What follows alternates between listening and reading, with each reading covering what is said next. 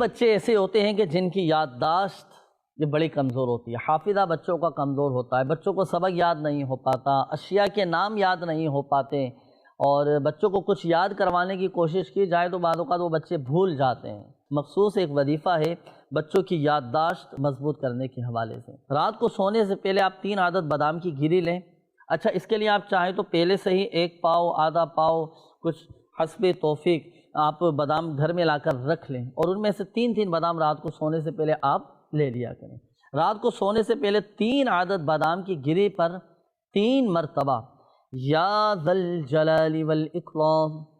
یا ذا الجلال والاکرام، یا ذا الجلال والاکرام 3 مرتبہ پڑھا، اول اور آخر درود پاک کے ساتھ پڑھ کر ان تینوں باداموں پہ آپ نے دم کر لیا۔